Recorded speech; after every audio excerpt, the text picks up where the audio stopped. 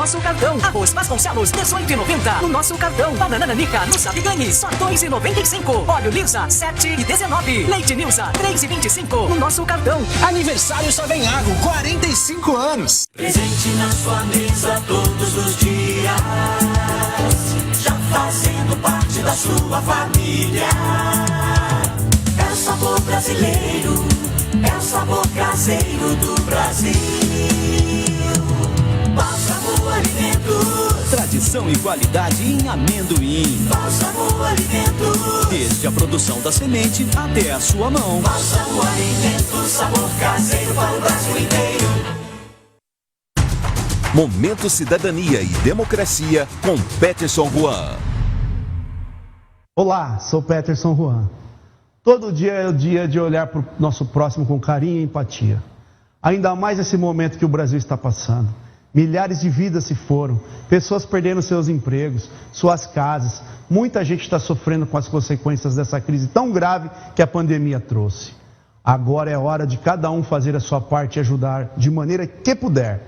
Mas no que nunca a gente precisa ter atenção com os nossos representantes.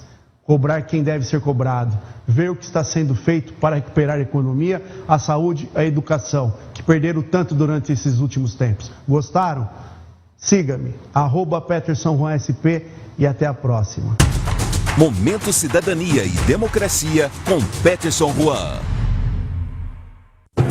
São muitos lugares num só lugar. São Paulo está com muita saudade de você.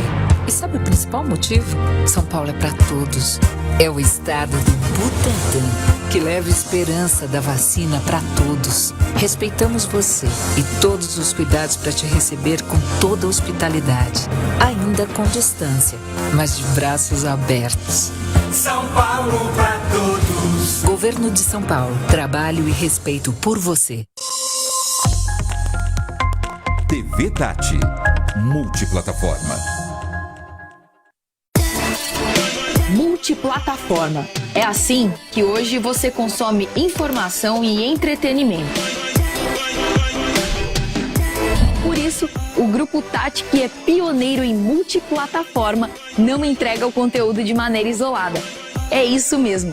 Sabendo que você é multi, nós desdobramos a nossa programação em vários meios para poder te entregar através do rádio, TV e internet. Muita informação, prestação de serviços, utilidade pública e notícias para você ficar informado a todo momento e muita música para criar a trilha sonora dos melhores momentos da sua vida.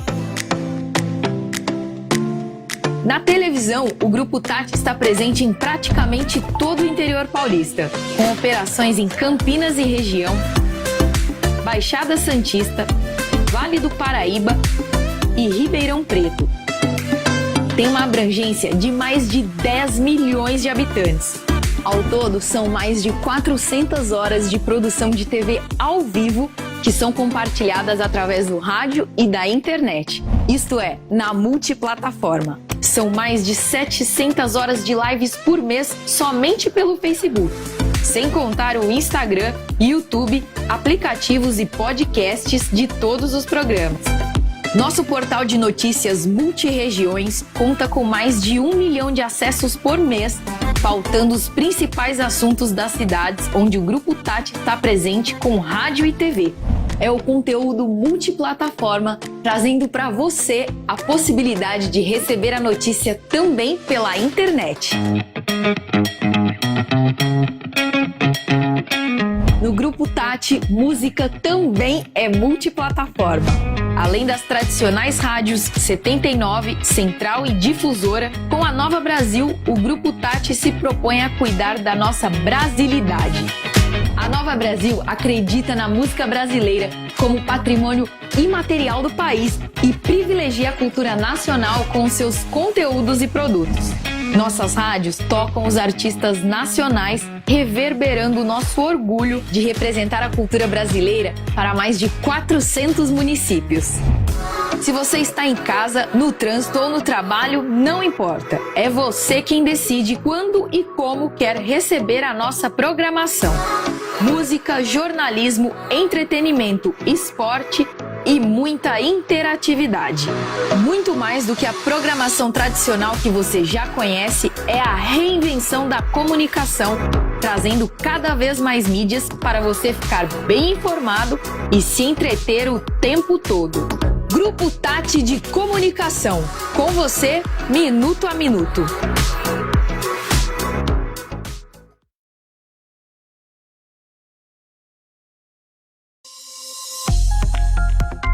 TV Tati, multiplataforma. Agora, na TV Tati Multiplataforma, as notícias e os fatos mais relevantes do momento com um ponto de vista totalmente diferenciado. Agora em pauta, na TV Tati Multiplataforma. Muito boa tarde. Hoje é terça-feira. Que terça-feira legal. Hoje nós vamos ter um programa pra lá de especial. Aliás, você pode ver esse programa hoje ao vivo, no dia 31, né? Estamos ao vivo, dia 31 de agosto. Mas vai vê-lo também no dia 7 de setembro. É verdade, esse programa vai ser reprisado no dia 7 de setembro. Então, uma boa terça-feira para você, tanto do dia 31 quanto do dia 7. A gente tem muito prazer em estar batendo um papo com você, porque hoje nós vamos, no nosso programa, discutir um assunto importante, muito importante. Nós vamos falar sobre o dia 7 de setembro. Muito se fala em 7 de setembro, desfile de 7 de setembro, trabalho de 7 de setembro e por aí afora. Mas eu queria, antes de conversar sobre esse assunto com você, eu queria lembrar que é uma data fundamental para a história do Brasil. E nós vamos ver como a data foi importante em 1822, quando o senhor Dom Pedro I vai proclamar, né, a independência do país, né, e como é hoje. O que nós ganhamos, o que nós deixamos de ganhar. Então nós temos dois historiadores para bater um papo conosco. Espero que você participe, você pergunte, porque para nós é o seguinte: quais são os mitos e as verdades sobre o dia 7 de setembro? Esse é o grande barato do nosso programa de hoje, que eu já quero cumprimentar todo mundo que está conosco, pessoal que está nos vendo pela 32.1 Tati-In, muito obrigado pela audiência. Muito obrigado você que está nos acompanhando pelos 3 canais da NET, canal 20, 22 e 522, que bacana. Você que nos acompanha também pela Rádio 79, 590M, que tem um monte de novidade que eu não posso contar, mas a semana que vem eu já estou liberado para contar. Aí eu vou contar porque tá fazendo coceira, tá? Tá fazendo coceira esse negócio. Mas aí eu vou lá e vou contar para você o que é que vai acontecer. E é bom demais, tá? E você que está nos acompanhando pelo aplicativo da Tati, você puxou lá no Google Store, né? Olha que bonito. Você foi lá, baixou de graça e está nos vendo e nos ouvindo em qualquer lugar do planeta Terra, tá? E fora da Terra também. Também tá. O Júnior Mota, todo feriado, ele tem contatos fantásticos com Urano, Saturno, Plutão. Ele conversa com esse povo tudo aí, né? Depois é só beber um mezinho, ele vai lá e a coisa anda. E você que está conosco pelo Facebook, muito obrigado pela participação, como já estão aqui o Matheus Saciloto, a Rosângela Brandes e tantos outros queridos que vão entrar e vão participar conosco do programa de hoje. Vamos botar uma imagem aqui, ó. Hoje está comigo fazendo o programa meu querido Tiago Alibabá de Serrana. Ele chega em Serrana e o povo fala Alibabá. Chegou o sultão, né? Meu Deus do céu, grande Tiago. O Marquinhos hoje está fazendo um curso. Aliás, hoje nós estamos aqui sem o Marquinhos, né? E estamos também sem o Schiavone, que está participando de um evento lá em São Paulo. Coisa boa que vem por aí, só coisa boa que vem por aí, eu posso garantir para você. Mas eu trouxe 2 professores fantásticos e maravilhosos que vão participar do programa de hoje. Nós vamos esclarecer o que é mito, o que é verdade sobre o 7 de setembro e como esse 7 de setembro ele pode ser traduzido nos dias de hoje. Mas antes disso eu ponho uma pergunta, a nossa enquete do dia, essa enquete que está tirando o sono de muita gente, porque todo dia tem uma enquete que os números são, no mínimo, interessantes, né? Então a pergunta de hoje é a seguinte: você acredita que o Brasil é um país independente? Ó que pergunta bem sacana essa, hein? Você acredita que o Brasil é um país independente? Vote na nossa enquete. Diga sim ou não. Ah, não, o Brasil não é um país independente. Então tá. Não, o Brasil é e é muito forte e tem uma independência. Então vote não. Tá? Ou vote sim ou vote não. É isso que nós pedimos para você. Participe da nossa enquete do dia. Muito, muito, muito, muito importante. Bom, comigo eu tenho o meu querido professor de História, Sociologia, sociólogo, historiador também, é claro, formação da História. Meu querido Luiz Rufino, que toda terça-feira está aqui com a gente. Boa tarde, Rufino. Um prazer enorme estar com você para falar de 7 de setembro. Boa tarde, é grande. O prazer é sempre meu. Boa tarde a todos que nos acompanham. Já adianto aqui boa tarde ao Lages, né? Que faz, eu acho que, pelo menos uns 5 anos que nós não nos vemos nas bancadas, né, Lages? E aproveito para dizer que a gente vai fazer, na verdade, o aniversário de 199 anos, né, da independência. Ano que vem é bicentenário, né? E você foi a única pessoa que eu vi tocar no assunto, viu, Degrande, até o momento. Acho que as pessoas estão mais preocupadas na disputa política do que, de fato, comemorar os 200 anos. Mas nós vamos falar dessa disputa política também, como ela tem essa cara de 7 de setembro até hoje.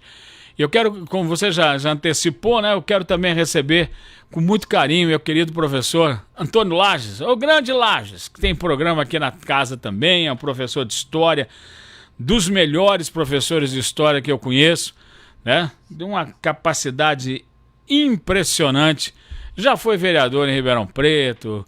Hoje ele está em Brasília, né? Não sei se ele está lá agora ou se ele está por aqui. Mas eu quero boa tarde do meu querido Lages. Boa tarde, Lages. É um prazer enorme estar com você. Boa tarde, meu querido amigo Degrande, né? Primeira pessoa que eu me lembro de ter conhecido em Ribeirão Preto quando eu cheguei aqui nessa cidade e no final de 88, lá no Coque, né? Boa tarde, Rufino, meu querido. Faz anos mesmo, tem um temporão aí que a gente não se encontra aí nesses debates, aí, nessas conversas aí, né? Mas é um prazer estar aqui com vocês hoje, estar aqui no programa do Degrande, né? É um prazer estar aqui com os ouvintes e telespectadores aqui da multiplataforma Tati, né? Vamos falar do 7 de setembro, né? Vamos lá, eu vou começar com o 7 de setembro, porque é o seguinte, o pessoal está assistindo a uma novela da Globo chamada, acho que é No Tempo do Imperador, né? Que fala do Dom Pedro II, filho do Dom Pedro I. E é engraçado porque é a primeira vez que a gente vê, historicamente, a gente conhece as fotografias, né? A gente conhecia Dom Pedro II via desenhos, né? Então, normalmente, Dom Pedro II barbudo, com a barba branca, a gente falava, como é que esse cara é filho desse outro aqui, que sempre aparecia sem barba, sem nada, né? Tava sempre com uma cara novinha, você falava, mas não é possível, isso não é filho, não, é o contrário, esse aqui que é o pai, aquele lá que é o filho. Mas então, a novela está desmistificando bastante essa situação. Mas eu queria começar, eu vou começar com você lá, depois eu passo pro Rufino. Na verdade, a pergunta de hoje é muito sacana mesmo, né? Você acredita que o Brasil é um país independente? Então, o Brasil virou um país diferente em 1808 com a chegada do Dom João VI? Foi ele que mudou essa cara e 22 foi só consequência? Ou aconteceria essa independência pelo sim ou pelo não? Degrande, tem muita coisa para falar aí, né? A partir da sua pergunta, né? Uhum. De fato, a independência não é um fato isolado que tem uma data, né? Claro, a gente tem uma data para comemorar, né? Para fazer uma referência histórica importante aí na nossa formação política, econômica, cultural, etc. Agora, antes de tudo, é bom lembrar, como você bem ressaltou aí, que a independência foi um processo, né? Que começa muito antes de 1822, né? E um desses pontos de referência é a vinda da família real para o Brasil, com todas as consequências e desdobramentos, né, da presença aí da corte aqui no Rio de Janeiro, né? A gente pode dizer que os laços com Portugal começam a se desbaratar a partir daí, e também não termina em 1822, né? A própria enquete que você está colocando hoje no ar aí nos remete a isso, né? Será que essa independência de 22 ela se concretiza de forma cabal, né? Enfim, de forma inquestionável? Não, é uma questão que está em aberto, né? É uma questão que está em aberto, e por isso eu acho que cabe a gente estar discutindo aí se o Brasil é independente ou não, né? Eu já posso até adiantar um pouco a minha visão. Claro que para enquete você tem que ter o sim ou não, né? Agora, é evidente que com o passar do tempo, com a sucessão aí dos contextos históricos, né, a gente percebe que essa independência ou essa dependência, ela pode se alargar ou pode se fechar, ela pode se ampliar ou pode se reduzir, de acordo com cada momento vivido aí pela humanidade, pelo próprio país, né, pelos diversos contextos que vão se sucedendo, né? Eu posso dizer, né, que falar em independência hoje é uma questão importante, é uma questão que você traz aqui para o programa, né, e traz muito bem, né, porque é uma questão que está relacionada a um outro conceito político também, que já foi muito divulgado, muito discutido aí pelos filósofos, pelos pensadores políticos, né, que é o conceito de soberania, né, a soberania popular, que é um conceito que tanto tem a sua vertente interna, como tem a sua expressão externa, né, na relação aí internacional com outros países do mundo, com outras potências, etc., né? Mas eu acho que para início de conversa, eu acho que é isso, né? A gente vai aprofundar com certeza mais essa questão aí com vocês, né? Ô Rufino, ainda pegando esse gancho do Laje, muito bem colocado por ele, diga-se de passagem, a gente precisa dar uma questionada. Valeu a pena? Porque muito se fala, mas o Brasil foi colonizado por portugueses. Se fosse colonizado por ingleses, seria diferente. E a gente não tem essa visão, porque a Guiana inglesa foi colonizada por ingleses, e é um atraso danado, né? Diga-se de passagem. O Haiti, são os franceses que estiveram no Haiti, né? E assim por diante, quer dizer, essa história é meio engraçada. Agora, o que Portugal realmente fez para dar ao Brasil um caráter de independência? O que foi bom nesse processo aí? Porque a gente questiona, foi independente, não é não. Mas o que foi bom naquele barato lá? De grande, Lages, né? Na verdade, para explicar o processo de independência do Brasil, você tem que recorrer voltar à própria Revolução Francesa, né? As ideias iluministas que acabaram percorrendo toda a Europa e o Código Civil napoleônico, né? Estremeceu a Europa e colocou em xeque todas as antigas monarquias, né?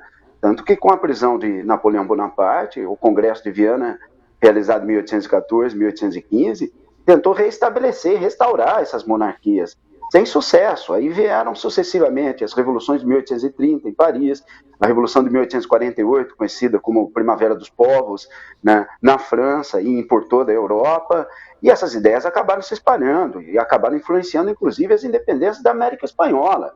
O San Martín, assim como Simão Bolívar, estavam ali ancorados nas ideias iluministas, ambos crioulos, né, filhos de espanhóis nascidos, e isso acabou influenciando, de certa forma, as decisões de José Bonifácio, que tinha assistido à Revolução Francesa de perto, que tinha observado a independência dos Estados Unidos e que era o grande conselheiro de Dom Pedro I aqui, né? Primeiro, Napoleão, ao invadir a Espanha, já estremece o rei de Portugal. Dom João VI, se aliando aos ingleses, só viu uma saída: fugir de Portugal e enganar Napoleão. Inclusive, Napoleão, quando já preso e isolado, disse isso: o único que conseguiu me enganar foi Dom João VI, né? E Dom João VI traz para o Brasil, na verdade, o fim do Brasil colônia. A gente deixa entre aspas, né, Lars, a história do Brasil colônia, e ele começa a trazer a missão francesa. Na missão francesa, ele transforma o Rio de Janeiro, ele traz, na verdade, a inspiração arquitetônica neoclássica para o Rio de Janeiro, ele traz Debré, que depois vai, junto com Dona Leopoldina, mulher de Dom Pedro I, confeccionar a bandeira imperial. Ele traz a abertura dos portos, o Brasil rompe com o Pacto Colonial. Acho que o mais importante de tudo que Dom João VI trouxe foi a abertura dos portos, de fato, quando o Brasil pode, então, comercializar com outros países. É claro que direcionado para a Inglaterra, como todos aqueles que estudaram esse período sabem, né? Mas o Brasil começa a ter uma identidade nacional naquele momento, que, enquanto o Brasil colônia, era mera colônia da metrópole portuguesa. E os acontecimentos na Europa levaram ao processo de independência. Ele não foi isolado. Depois de 1820, a Revolução do Porto, e a Revolução do Porto falava em Assembleia Nacional, você queria estremecer qualquer rei, né? Era falar em Assembleia Nacional. Dona Leopoldina, herdeira dos Habsburgos, sabia muito bem o que era isso, é muito mais do que o Dom Pedro I, né? Ela era bem mais preparada que Dom Pedro I para isso, diga-se de passagem. E José Bonifácio, quando ouviram falar em Assembleia Nacional, ficaram na cabeça de Pedro, para que Pedro de França, de fato, ao invés de retornar, como o pai já tinha retornado para Portugal, como as cortes pediam, que ele proclamasse a independência. Mas aí eu já estou me alongando, né? Se há, na verdade, uma contribuição por todo esse processo, com a vinda de Dom João VI, depois o fato dele deixar o filho aqui, é começar uma identidade de país que nós buscamos até hoje, né, Lages? A antropologia busca essa identidade até hoje, de grande. Então, Lages, tudo bem. O que deixaram aqui, o que a gente sabe hoje, que nós tínhamos o Dom Pedro e tinha o irmão dele, o Miguel, que batia a cabeça, escapava a quinta dele, né? O Miguel a Dona Maria também. Muito à mãe, né? Ligado muito à mãe.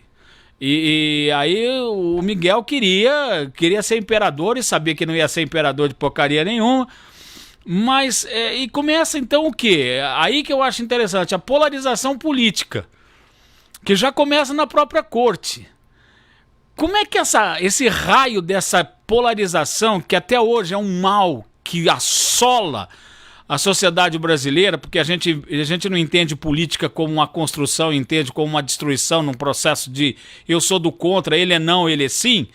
Como é que foi isso? Quer dizer, faltou, por exemplo, uma base educacional muito mais severa, um projeto de um país muito mais educacional do que nós tivemos, na verdade, quer dizer, foi o grande erro dessa história, e aí a polarização política, a elitização do processo político. Eu queria que as pessoas entendessem isso em casa. De grande, numa convivência democrática é até bem-vinda, né, a disputa política, né? O conflito político ele tem o seu lugar dentro de um sistema democrático. O que se convencionou hoje, né, falar e enfatizar muito aí de uma realidade muito presente nossa hoje, que é a questão da polarização, é quando você realmente leva essa disputa, que é bem-vinda, para os extremos, né? E aí você não tem possibilidade de diálogo, você não tem mais aquela possibilidade de consenso algum, né? de meio termo, enfim. E aí você fica constantemente naquele sobressalto de que, olha, se um desses lados extremos acaba vencendo, né, através de um golpe, por exemplo, né, ai dos outros que ficarem de fora, né? E você faz essa discussão, leva essa discussão para o passado, né, dizendo que já na época lá da independência você tinha dentro da própria família real, vamos dizer assim, essa polarização extrema representado aí pelos dois filhos de Dom João, né, que é o Dom Pedro e o Dom Miguel, né? E é interessante também perceber, de grande, que, como o Rufino bem ressaltou aí na fala dele, né, aquele contexto histórico já é muito influenciado pelas ideias liberais do iluminismo europeu, né, com a independência dos Estados Unidos, com a própria Revolução Francesa logo depois, né? E é evidente que ninguém ficava fora disso, né? Nem mesmo as monarquias, nem mesmo boa parte aí da liderança política da Europa, né, mesmo que mantendo aquele raiz no absolutismo, aquela sua origem tradicional das monarquias absolutas, né, a influência era uma influência que permeava toda a sociedade, vamos dizer assim, né, das ideias liberais, né? E daí porque isso também entrou no jogo político aqui no Brasil, né? Dom Pedro, ele acaba sendo liberal para fazer independência, né? Mas ele se transforma num tirano durante o seu governo, né? E acaba sendo forçado à abdicação, quer dizer, sendo forçado à renúncia do trono aí, né, alguns anos depois, em 1831, é a abdicação de Dom Pedro quando ele volta para Portugal, né? E é interessante, lembrando algumas passagens aqui, quando ele volta para Portugal, evidente que a intenção dele é voltar para Portugal diretamente, mas ele não faz isso, porque Portugal já havia, nesse momento, instalado ali uma verdadeira ditadura do irmão dele, Dom Miguel, né, que era muito mais tendencioso, vamos dizer assim, para as ideias do absolutismo e não tanto para o liberalismo. E ele faz um turnê pela Europa, principalmente pela Inglaterra e pela França, para obter apoio diplomático, apoio financeiro, inclusive, para poder fazer um movimento armado e derrubar o irmão dele em Portugal, né? E ele consegue, bem ou mal, consegue algum apoio, não era o que ele esperava, mas alguma coisa ele consegue, de empresários e apoio político também de parte da nobreza, da burguesia da Inglaterra e da França, né? E consegue preparar uma frota que, a partir dos Açores, ele desembarca, então, né, em Porto, depois chega até Lisboa e derruba do poder o seu irmão Dom Miguel e retorna por um período muito curto, né, porque logo depois ele acaba falecendo, ele retorna a Portugal aí, e é recebido ali como libertador, né, como alguém que... Então você percebe essa volatilidade, né, do próprio Dom Pedro. Aqui ele é liberal no momento, ele se torna absolutista, ele é afastado do governo aí pelos próprios liberais aqui no Brasil, né, de tendência mais nativista, contra também essa questão dos portugueses, ainda um grupo muito forte aqui no Brasil após a independência, retorna a Portugal e é recebido lá como um grande defensor das liberdades públicas, das liberdades políticas, etc., né? Então, é esse o momento que a gente percebe, não só aqui em relação à história do Brasil, né, nesse contexto da independência, dos primeiros anos após a independência, mas é o contexto que você observa, inclusive, e o Rufino bem colocou aí, né, em toda a Europa, né, com as idas e vindas, né, desses movimentos aí após a Revolução Francesa, como ele bem destacou, né? Movimentos liberais que acabam conduzindo ao poder algumas lideranças não tão liberais, né, que acabam retrocedendo nessa trajetória, e aí é necessário, então, um outro movimento, como foi em 30, como foi em 48, como acabou acontecendo finalmente lá em 70, né, já num contexto bem mais complicado ali da Guerra Franco-Prussiana, etc., né? Então, quer dizer, você que está em casa, está acompanhando esse bate-papo, está vendo exatamente o que nós estamos tentando mostrar para você, que a história do 7 de setembro tem uma importância muito maior do que os caras dão aí, né? Não é um feriado só. Seria muito fácil falar, é um feriado, vamos lá, vamos fazer virar feriado. Acaba todo mundo, vai todo mundo pescar, ou vou lá para passeata, você que tá indo para passeata, eu não sei como é que é, porque eu tô aqui no dia 31, aí você tá vendo isso aí no dia 7, eu também vou ver.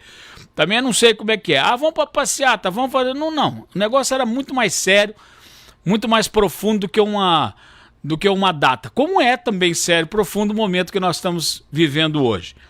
Mas aí, Rufino, eu queria que você explicasse para as pessoas a formação do Exército. Porque, enquanto país colonial, o Brasil já tinha Exército.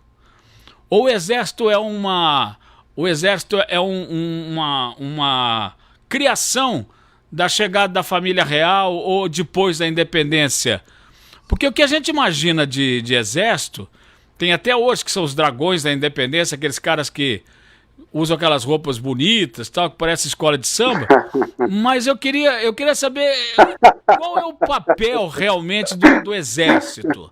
Porque tá todo mundo hoje pedindo Exército.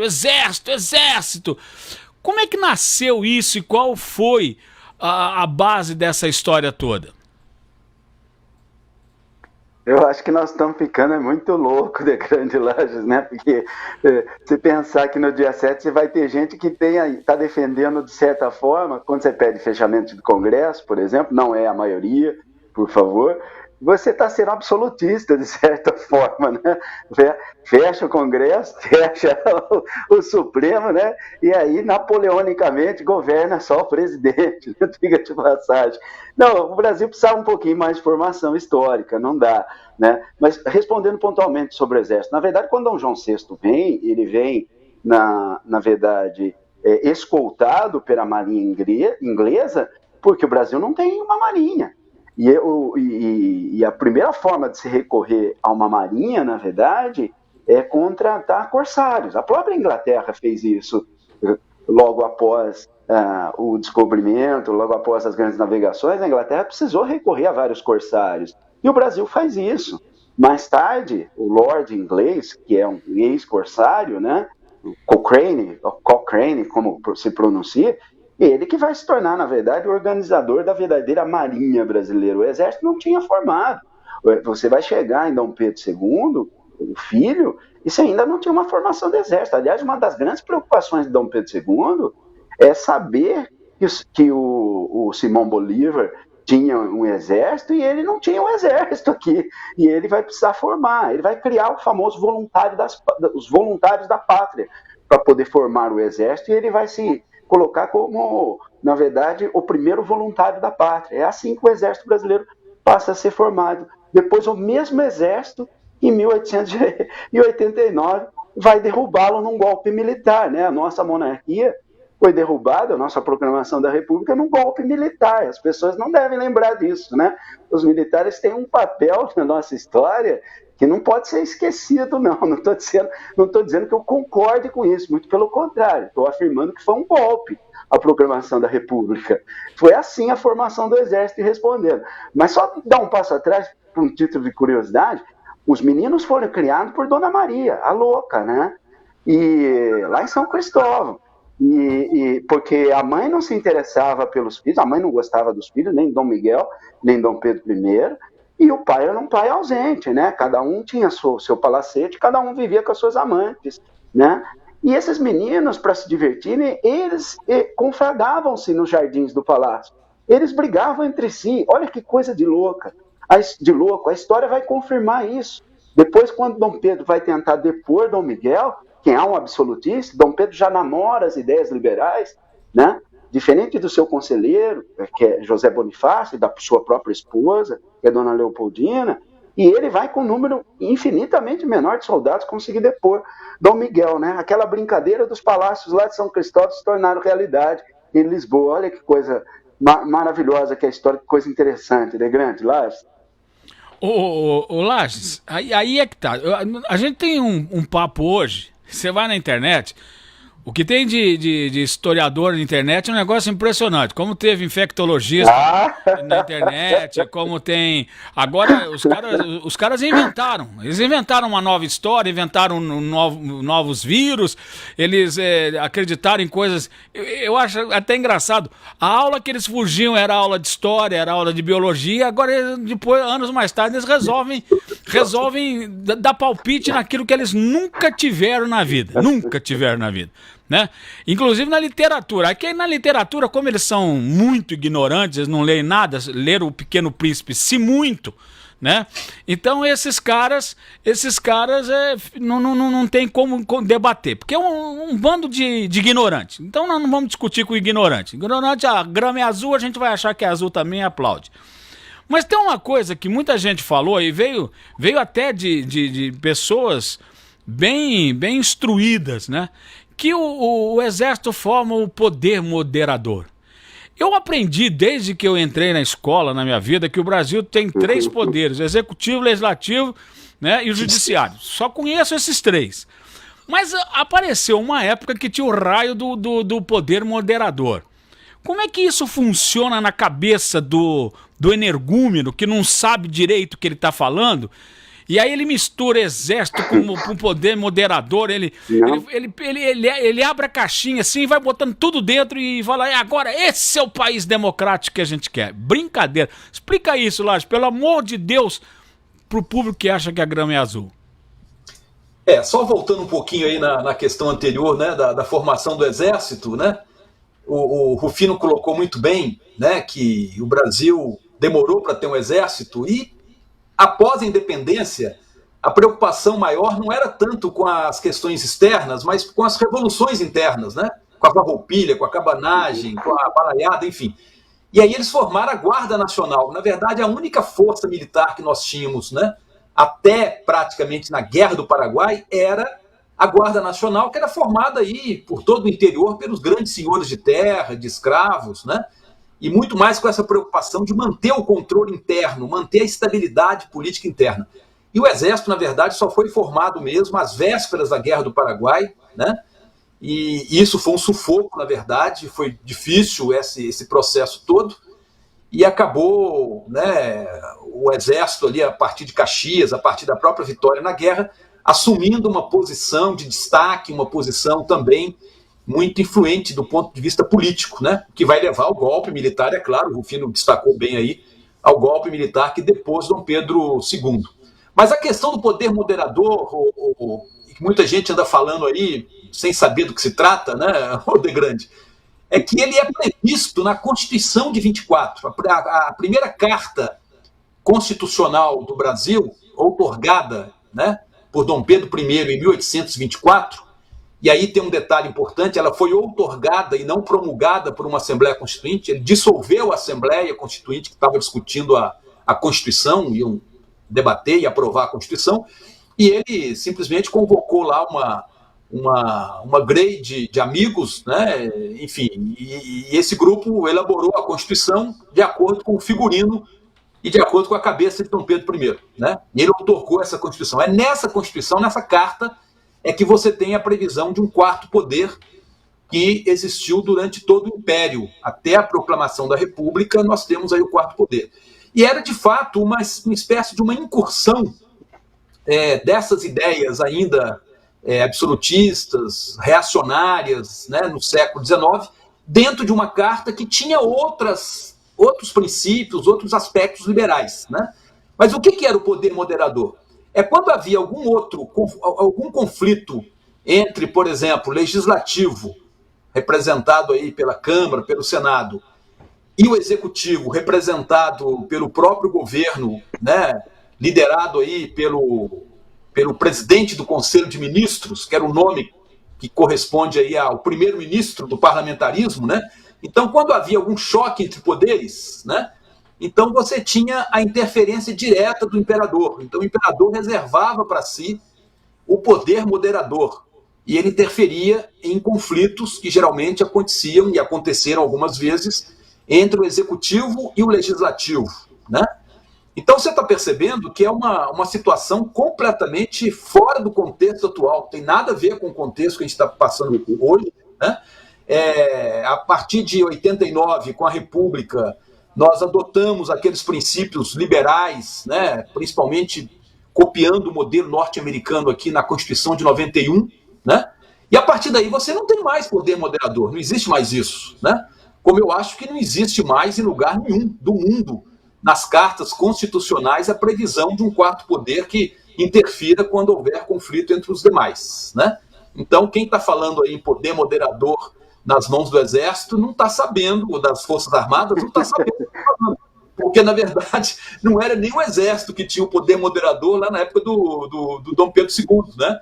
Era o próprio imperador, mas era a monarquia, nós estamos numa república hoje. Então, veja que é um contexto totalmente diferente, né? A gente está vendo aqui, e é muito, mas muito interessante, que eu falo sempre que a ignorância está ao alcance de todos. Nós tivemos um amigo que deu aula conosco, que você lembra também tão bem, o Lages, e não sei se o Rufino chegou a conversar com ele, o grande professor Matos, né? O Matos era um professor de química, já está no outro andar, e ele tinha uma frase que era fantástica, ele dizia, burrice é ciência. Então, o cara, para ser burro, ele precisa estudar muito, quer ser burro. Então, aquela ideia que a gente fala que burrice é um negócio que é a falta de estudo, não, é o contrário. É burrice, o sujeito tem que estudar muito para ficar burro. Aí ele fica burro. É uma ciência. Oi. Fala, Rubino. Só permitindo, rapaz, o Chesterton, que é um jornalista inglês, ele dizia o seguinte, que na verdade a loucura não é falta de racionalidade, é o exagero da racionalidade, né? Se o cara tá dizendo que ele é Napoleão, é melhor não discutir, porque você vai dar mais razão para ele afirmar que ele é Napoleão, né? Se finge de Wellington ali e deixa ele na loucura dele, né? Mas é o que nós estamos falando, quer dizer, vamos discutir com o cara que acha que a Terra é plana. Você acha mesmo que você discute com um cara desse? Você vai discutir com um cara que acha que o exército é poder moderador? Você vai discutir com um cara desse?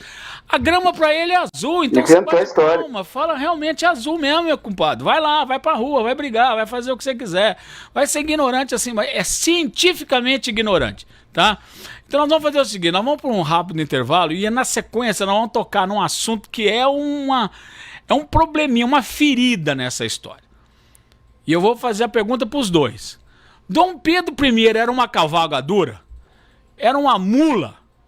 A gente vai responder isso daqui a pouco. Vamos para um rápido intervalo, nós voltamos já já. Agora em Pauta, volta já. São Paulo agora tem programa Vale Gás, 3 parcelas de 100, pro gás não falta mais. Oh, Vale Gás! O governo de São Paulo está ampliando o programa Vale Gás. Agora, mais de 400 mil famílias podem resgatar 3 parcelas de R$100 para comprar gás de cozinha para suas casas. Saiba mais em valegas.sp.gov.br. Governo de São Paulo.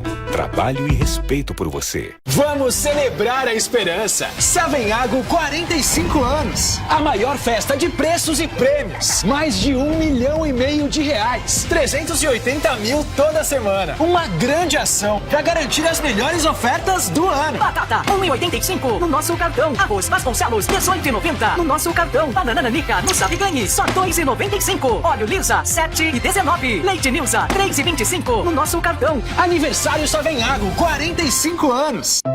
O casamento da Bruna estava cheio de sorrisos. Dela, do noivo, da família e da dona Jacira, que conseguiu abrir sua confeitaria a tempo de atender ao casamento. Esse final feliz só foi possível porque na cidade da Bruna e da dona Jacira, a Lei de Liberdade Econômica já foi implementada, permitindo a abertura de empresas de baixo risco, sem a dependência prévia do alvará, a contratação de empregados de maneira mais rápida e muitos outros benefícios para o comércio e para toda a cidade. Com a Lei de Liberdade Econômica é assim: mais liberdade e menos burocracia para empreender e gerar empregos. Verifique como está a lei na sua cidade. Saiba mais em gov.br/liberdade econômica. Lei de Liberdade Econômica. Mais do que uma lei. Benefícios para todos. Adote as medidas de proteção contra a Covid-19. Governo Federal. Pátria Amada Brasil.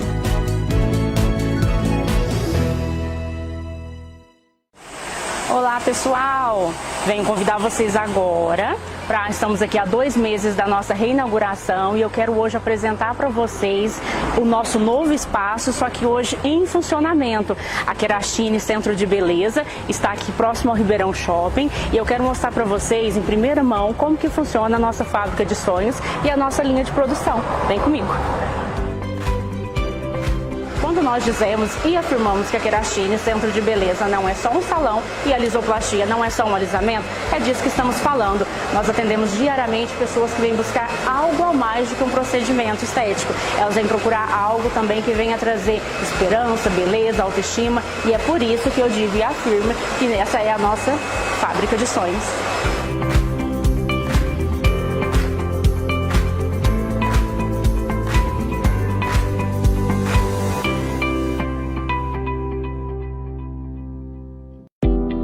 Voltamos com Agora em Pauta. Muito bem, estamos de volta no nosso Agora em Pauta desta terça-feira, que tanto pode ser o dia 31, que é agora, como pode ser do dia 7 também, viu, meu amigo? Qualquer um, pra gente é festa. Tanto na terça-feira, do dia 31, como na terça-feira do dia 7. Se você vai passar o feriado, não precisa ver, você está vendo hoje. Agora, se você não gostou, fala pro teu amigo, ó, vai dar uma olhadinha aí que o programa tá legal. E a pergunta continua: você acredita que o Brasil é um país independente? Vote aí, entre no Facebook e nos diga, você acredita que é um país independente? Vou dar um placar até agora, hein? Até agora nós temos 38% das pessoas dizendo que o Brasil é um país independente e 63% dizendo não é um país independente. Então nós estamos aqui até o final do programa, vamos ver se muda isso ou não. Eu acho que não vai mudar não, é opinião pessoal. Mas o povo é que decide, aqui a gente é democrático e o que o povo fala a gente põe no ar. Beleza, ô Rufino, começa aí. O Dom Pedro era uma mula, era uma cavalgadura. Eu queria saber, porque o Pedro II não. O Pedro II a gente sabe que o cara gostava de ler, ele estava ligado a grandes projetos, não sei o que tem, o cara era intelectual. Até porque não conviveu com o pai, né? Então a ideia é, o Pedro I, que tinha uma vocação fantástica, que o Michael Douglas tem também, porque era tarado, não podia ver um rabo de saia que já saía feito maluco, né? Isso está no livro do Chalaça, né? É o livro Chalaça que conta exatamente isso. O cara via uma mulher e já começava a arrepiar, né? E aí nós vamos falar do 7 de setembro, porque ele foi lá atrás da Domitila de Castro, né? Que na verdade virou depois Marquesa de Sá, eu vou te contar, que era um amante dele, né? Então o que a gente sabe é que ele gostava de mulher, de cavalo, né? E aqui a gente já teve também presidente da República que gostava de mulher, de cavalo. Vídeo do nosso querido João Batista Figueiredo, saudoso Figueiredo. Rapaz, você imagina que eu achava o Figueiredo uma múmia. É que eu não conheci o Bolsonaro, rapaz. Você acredita? Eu não conheci Lula. Bolsonaro achava o Figueiredo uma anta. Olha, me penitencio. O Figueiredo era um gênio. Mas e o Dom Pedro? Dom Pedro era uma mula mesmo ou não? Ó, vamos lá. Só fazer uma correção. Eu falei Simão Bolívar, eu quis dizer Solano Lopes, da formação do Exército Brasileiro. É uma correção na minha fala. Tá? E o Lages foi muito bem, Lages, porque na verdade no século XIX nós tínhamos três poderes, nós tínhamos 4 poderes, poder moderador sendo imperador, jamais o exército. Se tinha uma força militar próxima dos imperadores, inclusive Dom Pedro II, era a marinha e não o exército, muito pelo contrário, mas nem assim ela se tornou poder moderador, pelo amor de Deus. Vamos lá, você pensa que o menino que vem com 9 anos de idade, criado no Palácio Pelustre de Lisboa, tendo uma educação formal, acaba tendo que fugir com a mãe e com o pai. A mãe no navio, o pai no outro. A mãe careca no outro navio, de passagem, já que para tornar o programa um pouco mais interessante, contar algumas fofocas, né? Porque tinha piolho no navio que ela acabou vindo para o Brasil. Esse menino perdeu toda a educação formal dele. E aí foi criado em São Cristóvão, brincando com as crianças dali. Ele criou uma identidade brasileira muito grande, Dom Pedro I. E ele não era muito afeito aos estudos, não. Vou respondendo pontualmente a tua pergunta. Mas, por sorte, o casamento dele foi um casamento muito bem feito. Casar com uma herdeira dos Habsburgo, porque e a menina, Dona Leopoldina, né, que era um casamento por procuração que se fazia. Eles se conheceram na data do casamento, né? Mas Dona Leopoldina, como não tinha irmãos, o pai criou as meninas para serem grandes governantes. Ela falava 5 línguas. O primeiro contato que ela teve com José Bonifácio, que era outro homem de envergadura, concorde você ou não com as convicções de José Bonifácio, né, mas ele é um homem que falava 12 línguas fluentemente, né, tinha conhecido a Revolução Francesa, conhecia a independência dos Estados Unidos. Ele tinha 2 grandes conselheiros, diferente de muitos governantes nossos, né, que além de ser uma cavalgadura, não tem grandes conselheiros no torno dele. Então, o que auxiliou Dom Pedro I foi essas 2 grandes figuras no entorno dele, inclusive as cartas de Dona Leopoldina e a carta de José Bonifácio, dizendo para ele que era o momento da proclamação da independência, senão o Brasil voltaria a ser colônia de Portugal, influenciaram Dom Pedro I. Né? Mas o que se sabe de Dom Pedro I mesmo é que ele tinha, na verdade, Ele era afoito para pular a cerca, né? Os biógrafos chegam a apontar mais de 15 filhos dele espalhados. Você imagina, imperador, 20 e poucos anos, né? Passeando pelo Brasil. Diz que ele pegava mulheres de todos os nobres, depois ficava acalmando esses nobres com esses... meu Deus, donos de fazenda, e depois ficava acalmando eles com títulos de nobreza, né? Diga-se de passagem. Mas ele toma uma decisão que eu acho que o livra desse passado aí, que é quando ele vê que ele não consegue mais governar pelas besteiras que ele fez, inclusive com a Domitila, né? E retorna para tentar destituir o irmão, né? E logo depois, adoecido por conta da guerra contra o próprio irmão, ele chama o Bonifácio, que ele tinha mandado embora, miseravelmente embora, e pede perdão para o Bonifácio, e pede para o Bonifácio voltar e ser o tutor do filho dele, o que vai fazer Dom Pedro II essa envergadura intelectual que foi, né? Eu acho que isso redime historicamente, de grande. Ô Lages, mas como é que pode? O Dom João VI, porque aí a gente tem que entender também, o Dom João VI não era essa besta que todo mundo fala, né? A formação intelectual de Dom João VI era muito grande, pelo menos os livros dizem que ele não era só um comedor de coxinha de frango. Ele inclusive trouxe universidade para o Brasil, ele trouxe bibliotecas para o Brasil, quer dizer, o cara abriu a cabeça intelectual do brasileiro, né? Agora, ele tem um filho que é uma anta, o tal de Dom Pedro I, e depois tem um neto, que é brilhante, que é o Dom Pedro II, mas ninguém pensou no Dom Pedro I, cara. Seria ele o herdeiro do trono aqui no Brasil ou lá em Portugal, como realmente aconteceu. E os caras não tinham esse cuidado e criam uma mula daquela? De grande, por coincidência, os dois últimos livros que eu li, né? Um é sobre a Leopoldina, né? Que na verdade é um texto teatral do Marcos D'Amigo, né? E o título da peça é Leopoldina, Independência e Morte. Não é Independência ou Morte, Independência e Morte, né? Diz muito já, né? Isso aí. E o outro é esse aqui, né? O Dom Pedro, do Paulo Ressuti, né? A História Não Contada. Eu acho muito interessante esse aqui, muito interessante mesmo, porque o cara faz uma biografia de Dom Pedro com base nas cartas. E eu fico bobo de ver como é que o pessoal na época escrevia carta, né? Porque hoje ninguém escreve carta mais, é tudo e-mail, WhatsApp, né? Mas naquela época não tinha essas ferramentas, né? Então eu acho assim que toda a comunicação que se tinha era por carta. E o pessoal escrevia muito, né? E ele coloca praticamente assim um acervo formidável das cartas de Dom Pedro e dos outros interlocutores com ele também aqui nesse livro, né? E aí você percebe um pouco mais, a gente consegue chegar um pouco mais próximo do que era realmente a cabeça de Dom Pedro, porque a carta é uma expressão intimista, né? Coloca-se ali o pensamento, as opiniões, né? A visão até moral das pessoas, etc. Né? E aí vem aquela história, de grande, olha, tem aquilo que de fato é o fato histórico, que a ciência, a história vai investigar, vai descobrir, vai debater, e tem muitas vezes a versão também da história, né? Aquilo que se passa. E o que se passou, na verdade, foi muito isso mesmo. Quer dizer, o Dom Pedro é uma cavalgadura, né? Um cara, um osso duro de roer, né? Mulherengo e etc. Olha, o que eu pude perceber aqui, nesse livro do Paulo Ressuti, é que ele era muito mulherengo mesmo. Viu? Nossa, o próprio autor se perde com tantas amantes que tinha o Dom Pedro, né?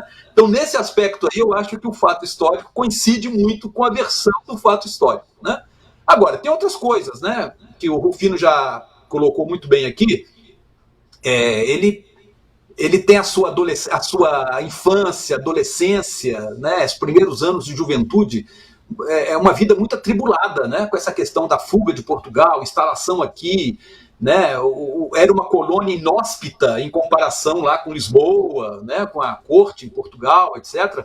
Então veja que ele não teve talvez tempo e nem interesse, né? De cuidar de sua formação, mas e a gente percebe isso nas cartas, né? Como é que o próprio Dom Pedro é preocupado, muito preocupado com a formação de seus filhos, não foi só em relação ao Dom Pedro II, não, aos outros também, né? E quando ele nomeia, depois de brigar, expulsar o Zé Bonifácio aqui do Brasil, né, se reconciliar com ele depois, e nomeá-lo como tutor do Dom Pedro II, eu acho que ele estava muito preocupado com a formação, porque o Zé Bonifácio é talvez um dos maiores intelectuais que o Brasil teve no século XIX, né? Então, claro que o Zé Bonifácio também não acompanhou toda a formação de Dom Pedro, mas pelo menos aqueles anos iniciais ali da infância, da adolescência, o Zé Bonifácio esteve muito presente, né? E talvez tenha dado ali o start, né, para essa formação assim intelectualizada que o segundo imperador do Brasil acabou tendo, né? Ainda bem, né?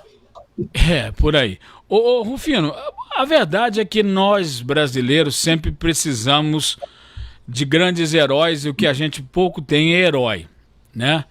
Aliás, os nossos heróis, pelo amor de Deus, né? Se a gente for levar em consideração o que é heroísmo aqui, herói é o povo que aguentou esses caras, né? Aqui aguenta até hoje esses caras. Isso não mudou, não. Não mudou porcaria nenhuma, não. Do século XIX até agora, é o povo que é o herói, porque aguentar a classe política brasileira, aguentar quem mandou nesse país é uma brincadeira de mau gosto. Mas por que esse heroísmo foi feito nas escolas? Isso aí é o quê? O porquê? A gente vê o Dom Pedro, quando você fala em Dom Pedro, você lembra do Tarcísio Meira, né? Aí você fala, nossa, né? Aí ele fez aquele caminho lá para Santos. Na verdade, ele veio para São Paulo para apaziguar uma revolta, né? E conseguiu, essa que é a verdade, né? Aí ele faz uma esticadinha, a mesma esticadinha que o ministro a mesma esticadinha que o ministro da Educação, diz que é cansativo, né? Que sai de São Paulo e ir para Santos, ele fez no lombo de um burro, né? E aí que o nosso ministro fez de avião, diz que não, é muito cansativo, subir aquela serra é cansativo, né? E aí ele alugou, ele pegou um avião da FAB para poder levá-lo de Santos para São Paulo, depois São José dos Campos, que era muito cansativo. Aí o Pedrão foi lá e deu uma esticada, esticou bem lá com a Domitila e volta. Tá com dor de barriga, essa que é a verdade, em cima do lombo de um burro, e não de um cavalo branco, e muito menos daquela corte maravilhosa, com aquelas roupas sensacionais, o cara tava com diarreia. Mas por que a gente conta uma história completamente deturpada desse raio do dia 7 de setembro, e as pessoas enaltecem? Poxa, não é muito mais legal discutir a profundidade da data do que o evento em si, que depois foi pintado pelo Debré, né? Pedro Américo e assim por diante. Pedro Américo. O Pedro Américo botou aquele quadro maravilhoso, que na verdade foi o Dom Pedro II que fez pro pai. Olha a loucura, rapaz. Vai entender esse negócio. E aí, Rufino, conta essa história pra nós. Na verdade, essa ideia permeia toda a nação, né, de Grande Laje. É a tentativa de criar símbolos de identidade nacional, símbolos históricos, né? Como não se tinha esses símbolos históricos, Dom Pedro I até tentou, Dom Pedro I, a bandeira imperial, né, que leva, na verdade, o amarelo da família de Habsburgo e o verde da família de Bragança, o ramo do café de um lado, o ramo do tabaco do outro, a bandeira imperial, a cruz Rufino, da Ordem de Cristo. Rufino, minutinho. Pelo amor de Deus. Explica de novo esse verde e esse amarelo. Porque tem um monte de gente que vai fazer as passeatas, ele não entende nada do verde e amarelo.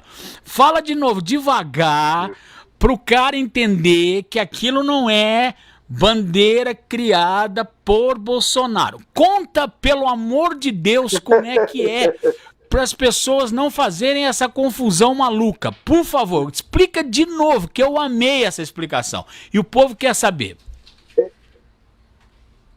Eles se uniram e imediatamente após a proclamação da independência, antes mesmo da primeira Constituição de 1824, precisava criar símbolos nacionais, uma bandeira nacional, um hino imperial, que é o japonês da pátria, composto inclusive pelo próprio Dom Pedro I, né? Dona Leopoldina com o Debré ajudou, né? Colocaram então na bandeira o verde da família de Orleans e Bragança e o amarelo da família austríaca de Habsburgo, né? Ele não tem nada a ver com o ouro da nossa natureza e nem com o verde das nossas florestas, né? Depois, na proclamação da República, que substituíram, botaram um lema positivista, tiraram esse símbolo nacional e colocaram um lema positivista. Aliás, na República, no desespero de tentar substituir, pegaram a bandeira americana e pintaram ela de verde e amarela. A primeira bandeira da República nossa parecia a bandeira americana. Tocaram a Marselhesa. É um absurdo isso aqui, né? Mas voltando, eles tentaram criar, na verdade, um símbolo nacional. E para criar uma identidade nacional. E o Dom Pedro II, que era um cara muito sagaz, deu uma bolsa para o Pedro Américo estudar em Florença. Aliás, ele deu bolsa para Pedro Américo, ele deu bolsa para Dom Pedro II, por favor, tá? Deu para o Carlos Gomes, inclusive ele e Dona Teresa discutiam se ele deveria, Carlos Gomes, estudar ou na Alemanha ou na Itália, na época que eram os grandes berços da ópera. E já com a imagem da monarquia ruindo, quase com a proclamação da República, o Pedro Américo fez uma pintura de gala, né? Colocando todos os militares em uniforme de gala, Dom Pedro acima, né? Com a espada hasteada, em uniforme de gala, sobre um cavalo. Você não viajava de cavalo, como você bem disse, viajava-se de mula, né? Com a participação popular nas margens. Esse quadro de Pedro Américo é maravilhoso. Mas isso não foi só no caso do Império. A República também tentou fazer isso.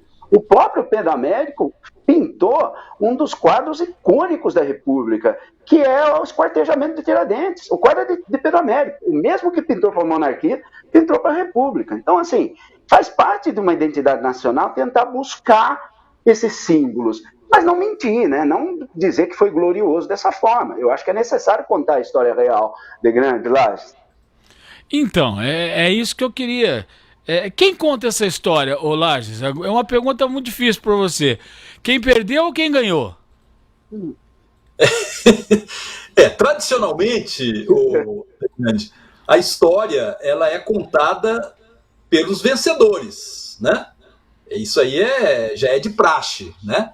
Agora, veja só, você na pergunta anterior aí que você fez para o Rufino, você colocou a questão da escola, né? Quer dizer, como é que esses mitos foram levados para a escola, né?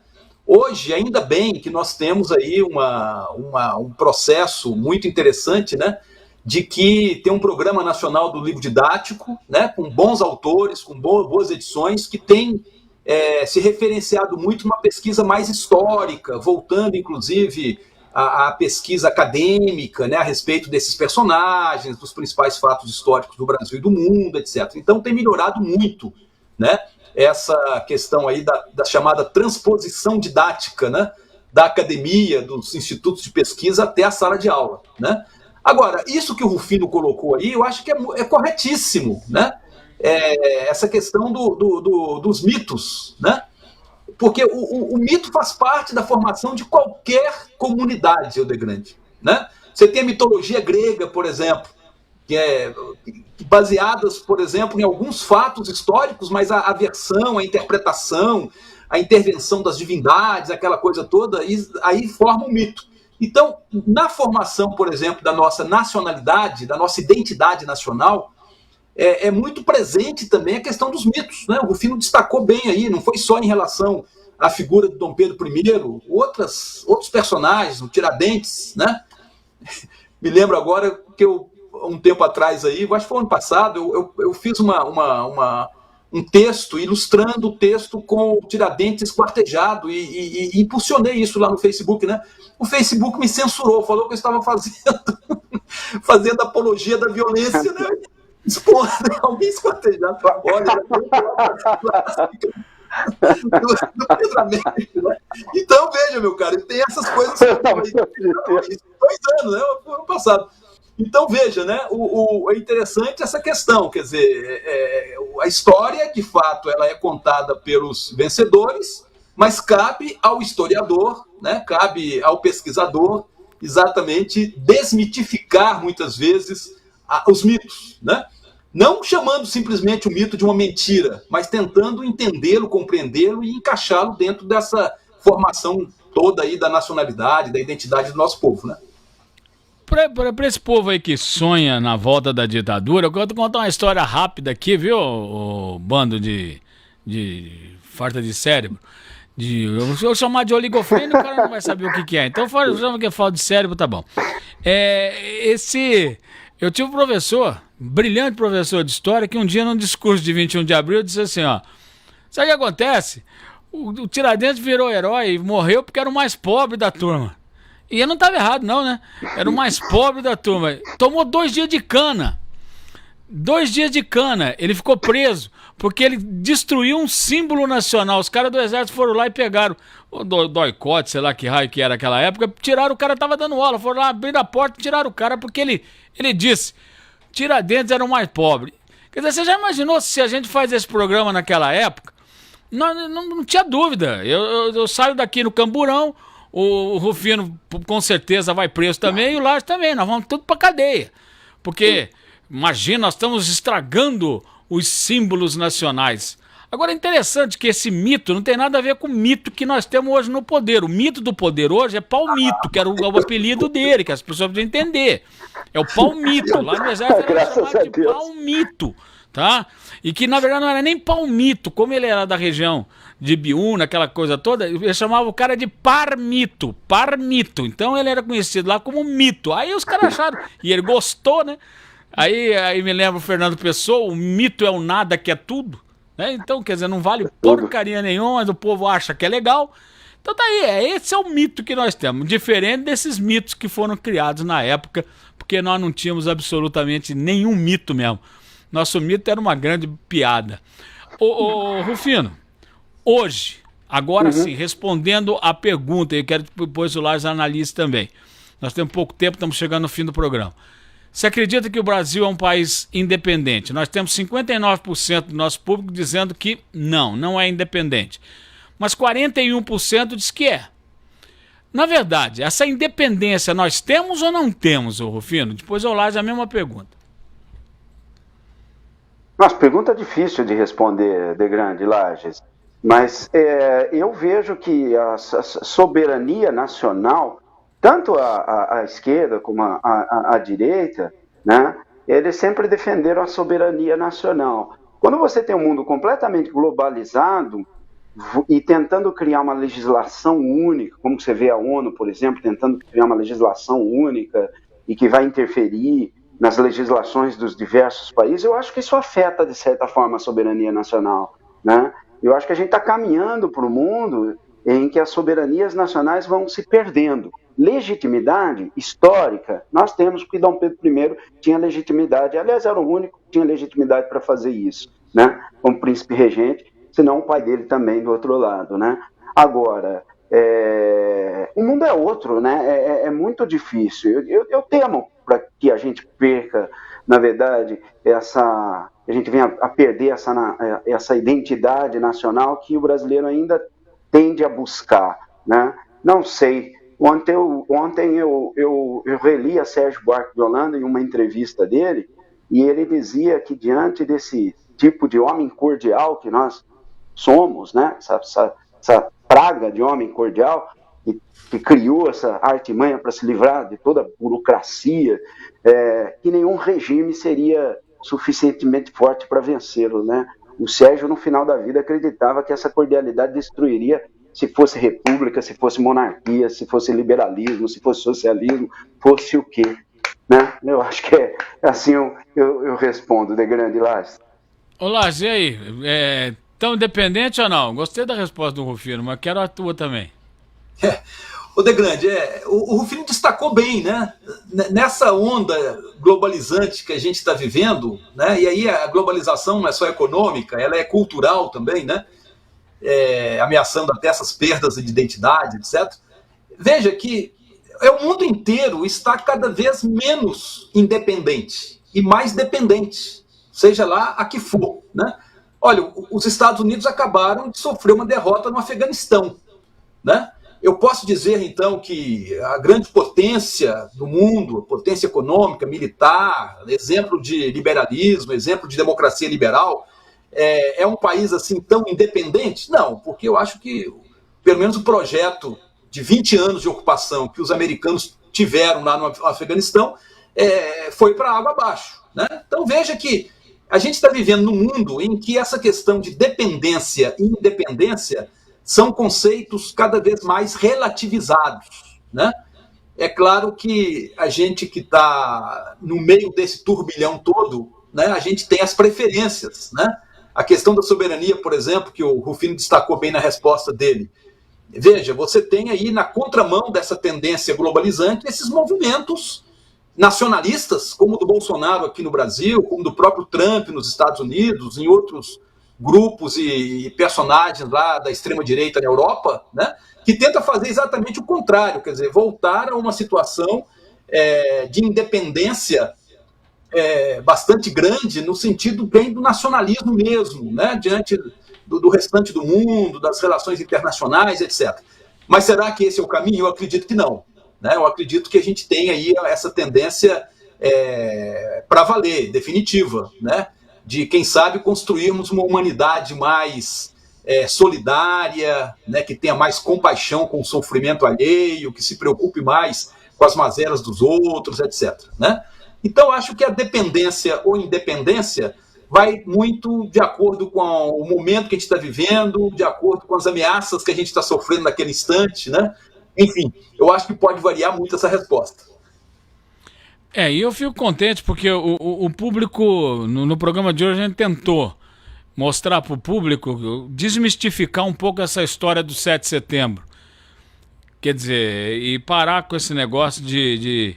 É importante a data? Claro que é importante. Fundamental, né? Mudamos a cara de um país. Mudamos até onde? Conseguimos esse raio dessa independência? Ou ela tá lá naquele ribeirãozinho lá do Ipiranga, que é fedido para danar? Ali? É isso que nós conseguimos? Como é que fica a nossa realidade? Como é que é a nossa realidade? Então nós procuramos hoje mostrar que o 7 de setembro ainda precisa acontecer, né, Rufino?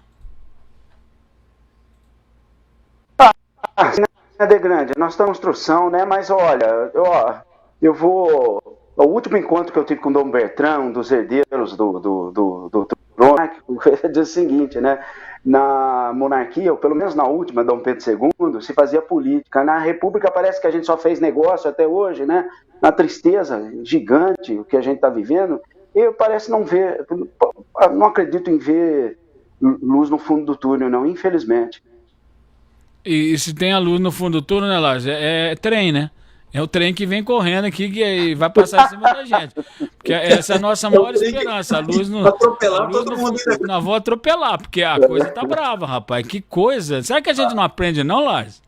Um minuto pro você. A gente que militou aí nas escolas por mais de 30 anos, né? Aposentamos aí como professor da rede particular, da rede pública, né? A gente percebe que a história é uma grande mestra, né? Deveria ensinar, né? Ensinar mesmo, para a gente não continuar cometendo tantas bobagens, tantas asneiras, né? E aí, quando eu vejo toda essa situação política que a gente está vivendo hoje, né? E você, com bastante sabedoria e sarcasmo, cutucou o tempo todo aí no programa, né? A gente percebe, mas será que isso aí explica, de certa forma, pelo fracasso da escola, né? Quem sabe se a escola não tivesse fracassado, a gente não teria pessoas fazendo opções, fazendo escolhas aí tão complicadas, né? Aliás, já assumi o meia-culpa aqui no programa, já falei no meia-culpa. Eu me sinto extremamente culpado, junto com todos nós, extremamente culpado. Nossa falha é que a grama é azul aí para esses caras. Falha nossa, né? Mas nós não lutou. Não. A gente tentou falar que era verde. Mas nós não fizemos o trabalho direitinho que nós tínhamos que fazer. Eu acho que... E não fomos ajudados por nenhum governo. Pelo contrário, a gente foi passado por cima de nós igual sabe aqueles jatos, né? Jogando drone, matando a gente. Porque foi exatamente isso que eles fizeram. Mas a culpa é nossa, sim. E aí, infelizmente, para você que acha que a grama é azul, ela é azul mesmo. Fim de papo. Lóis, muito obrigado pela participação no programa. Foi um prazer enorme ter reconhecido e trazido você para cá, porque você é um grande amigo, mora no coração da gente. Obrigado. Obrigado, Rufino, pela participação. Você volta na sexta-feira com a gente. Obrigado. E a gente volta amanhã, já no nosso formato normal, né, com Schiavone, Gilberto Abreu e Companhia Limitada. Muito obrigado pela audiência, tanto no dia 31 quanto no dia 7. E aí, ou amanhã, dia 1º, ou então dia 8. Grande abraço para você. Muito obrigado. Fique agora com Paulo Gade e o meu querido Rodrigo Gade com A Hora do Consumidor. A gente volta amanhã. Beijo. TV Tati, multiplataforma. Filho, não esquece de levar o casaco, hein? Tá bom, mãe. Te amo. Ninguém cuida tão bem de você quanto a sua mãe. Só ela conhece cada detalhe da sua saúde. Quer dizer, ela e o São Francisco. São Francisco é medicina e odontologia inteligente para todo o Brasil, com inovação, tecnologia e acolhimento para entregar a saúde que você merece. São Francisco, uma empresa do sistema Apvida. Momento Cidadania e Democracia com Peterson Juan. Olá, sou Peterson Juan. Eu quero ter uma conversa muito séria com vocês. Quando a gente propõe soluções, estuda propostas, conversa com especialistas e vive para lutar contra a correnteza da enxurrada de problemas que temos, é tudo para trazer de volta a alegria para o nosso povo. A gente merece sorrir de novo, merece viver menos preocupação, com mais oportunidade e perspectiva. Cada passo que a gente dá na saúde, a geração de emprego, na educação dos nossos jovens, é sempre pensando em trazer felicidade para o coração de cada um. Meu papo é sério, porque a alegria é coisa séria. Gostaram?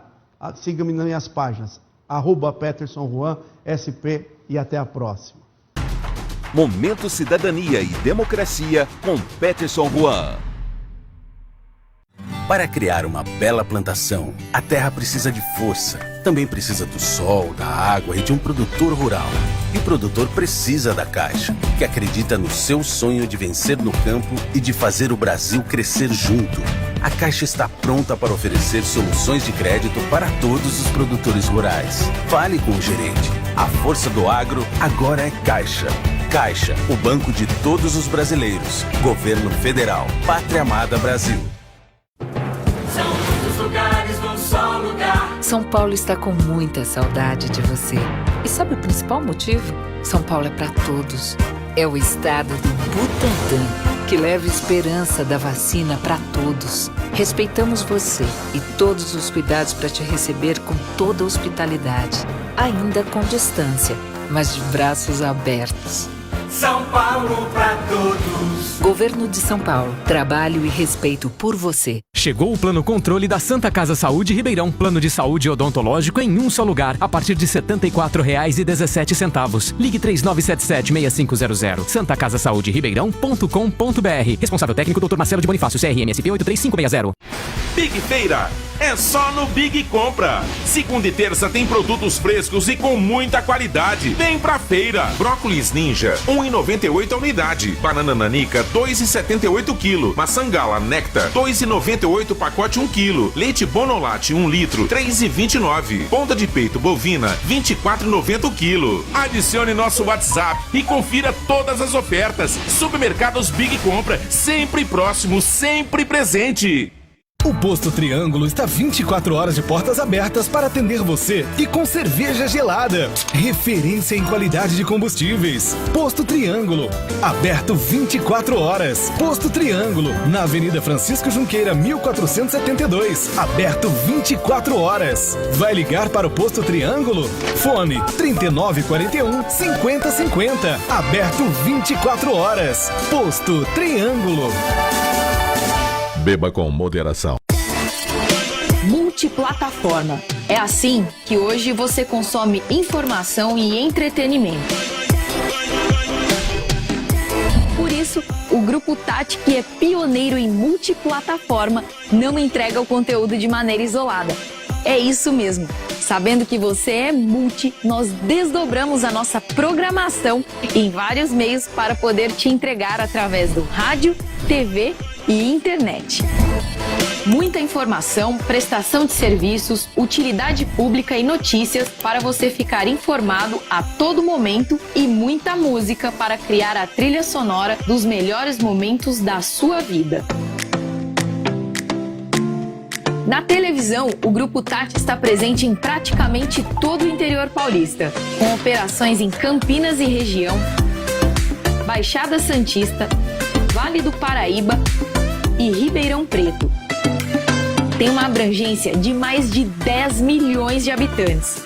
Ao todo, são mais de 400 horas de produção de TV ao vivo que são compartilhadas através do rádio e da internet. Isto é, na multiplataforma. São mais de 700 horas de lives por mês somente pelo Facebook.